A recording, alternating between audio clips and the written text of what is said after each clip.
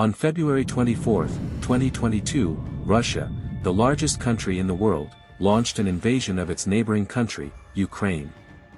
This day marked a significant escalation in the ongoing conflict. Dangerous moment. Stoking fears of an invasion. More than 2,000 troops, according to American intelligence, sent within the 24 hours. American citizens should leave These now. incidents resulted in a full-fledged war, which has led to thousands of casualties. Following this incident, many countries imposed economic sanctions on Russia in an attempt to devastate its economy. However, things took an unexpected turn, and Russia played a masterstroke, diverting the benefits to its side and becoming even more richer. But how did it happen? So, let's discuss.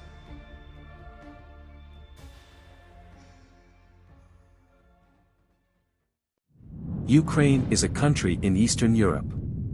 It is the second largest European country after Russia. Ukraine gained independence in 1991 as the Soviet Union dissolved. Russia and Ukraine used to be very good friends. You can understand this from the fact that the Crimean Peninsula, yes, the same peninsula that was invaded by Russia in 2014, was gifted to Ukraine in 1954 by Russia.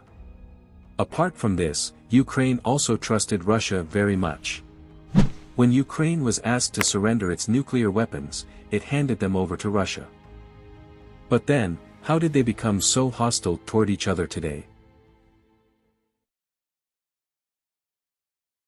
When Russia and Ukraine separated in 1991, many Russian-speaking people remained in Ukraine. Consequently, strong pro-Russian sentiments developed in eastern Ukraine. Over time, Western countries began to increase their influence in western Ukraine. Until 2014, Russia influenced Ukraine like a big brother. However, political turmoil erupted after that, eventually damaging their relations. In 2013, the West invited Ukraine to sign a free trade agreement with the European Union. If signed, this agreement would offer Europe two benefits. First, it would provide Europe with a major raw material supplier, as Ukraine is located in a resource-rich area. Second, it would grant them direct access to a new market. But due to the then Ukrainian president, Viktor Yanukovych, the anticipated changes did not occur. He opted to join Russia's Eurasian Economic Union instead. This decision disappointed European countries, as well as the people living in western Ukraine, who were already heavily influenced by Western nations. They protested vehemently, leading to such violent demonstrations that over 100 civilians were killed. Ultimately, Viktor Yanukovych had to concede defeat. He surrendered control of his government to the opposition party, European Solidarity. Once European Solidarity assumed power, the party leader, Petro Poroshenko, signed the Ukraine-European Union Association Agreement, thereby fulfilling Europe's aspiration. The agreement had a profound impact. To illustrate, before 2014, Russia was Ukraine's largest trading partner. However, following the agreement, the European Union took over this position. The developments did not end there. The initial dispute began with the Russian gas pipeline, which traverses Ukraine to deliver gas to Europe. Russia traditionally pays Ukraine an annual rent for this transit. However, following a change in Ukraine's regime, they demanded a 51% stake in the pipeline. In retaliation, Russia called for Ukraine to settle its outstanding natural gas bill, marking the start of deteriorating relations between the two nations. The situation escalated when Ukraine and NATO signed a comprehensive assistance package in response to Russia's attack on Crimea. This invasion of Crimea is a separate issue, which we will address in another video. This leads to the question, why did Ukraine sabotage its relationship with Russia, a former ally? Why did it not seek to de-escalate tensions? And how did it consent to a conflict with Russia? Surprisingly, the answer lies within a television series. Я понимаю, что многие боятся этих реформ как огня. Но уж простите, господа, придется забыть. In 2015, a TV series was released in Ukraine titled Servant of the People. The storyline of this TV series was based on what an ideal president should be. This TV show became so successful that in the next year, they made a new political party with a name similar to the TV series. They fought presidential elections, won, and the main actor of this series became the actual president of Ukraine. President Volodymyr Zelensky. He was anti-Russian from the beginning. Finally, on February 24, 2022, Russia launched a full-scale invasion of Ukraine. This day marked a significant escalation in the ongoing conflict. These incidents resulted in a full-fledged war, which resulted in thousands of casualties. Now, come to the main question: how did Russia become the biggest beneficiary of this war? As soon as the Russia-Ukraine war started, all Western countries imposed sanctions on Russia.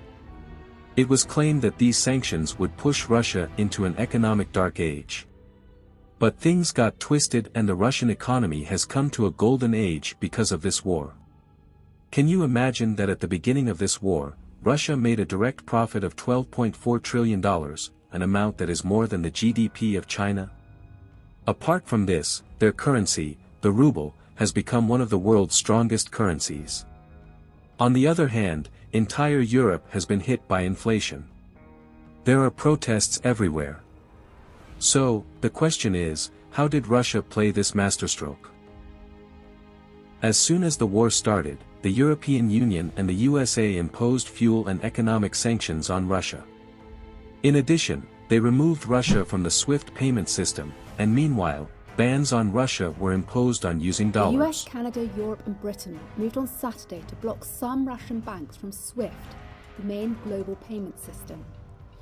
The new measures will be implemented in the coming days and include restrictions on Russia's central bank. But the thing European countries forget is that they were dependent on Russia for three important things. Number 1, fuel. Europe receives 45% of its natural gas and oil from Russia. As the war began, 80% of Russian gas and oil imports were cut overnight.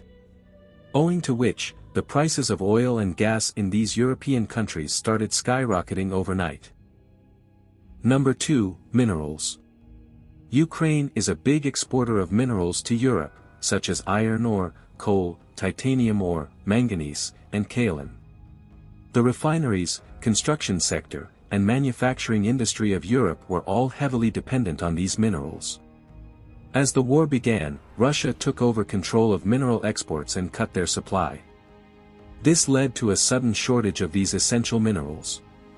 Number 3, wheat. In fact, Ukraine is one of the world's leading producers and exporters of wheat. It accounts for 10% of the world's wheat market. As Russia invaded Ukraine, this wheat supply was cut down. Additionally, Russia itself is a prominent producer of wheat and fertilizers. Russia and Ukraine together supply approximately 30% of the world's wheat. Due to these trade disruptions, the prices of food grains also witnessed surges. Meanwhile, the number of undernourished people has increased. Now, here is another fact. You might remember that after sanctions from the West, a lot of companies started leaving Russia. Due to this, initially, Russia's foreign reserves started dwindling. But, as we have discussed earlier, Western countries were heavily dependent on Russia. That's why they secretly started importing oil from Russia. Making it an opportunity, Putin took another smart move, announcing that all unfriendly Western countries will have to make a fuel purchase payment compulsorily in Russian currency, the ruble. Due to this, the Russian ruble became one of the strongest performing currencies in the world. In simple words, Russia leveraged this war for its own benefit by controlling fuel supply, food supply, and increasing the value of its currency. Now, let's have a look at the weapons industry, which earned Russia $5.2 billion in just 1 year, 2023. And do you know to which countries they have sold weapons? Yes, of course, the African nations. Do you know what? These African nations buy over 30% of weapons systems delivered by Russian arms exporters. And that too, during the Ukraine war. And let me tell you something. Many of these African nations were also involved in putting sanctions on Russia.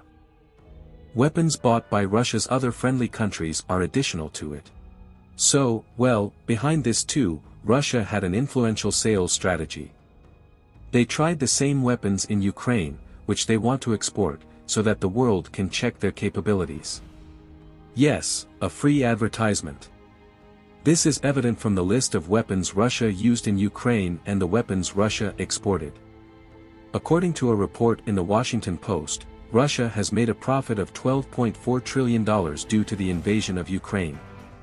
Yes, $12.4 trillion, which is more than the GDP of China, the second largest economy in the world. But how could this be possible? Actually, Russia, strategically, has taken over an area of Ukraine, which is a resource-rich area with huge deposits of rare earth metals and minerals. If we add the value of these resources and land, the aggregate value of this comes out to be $12.4 trillion.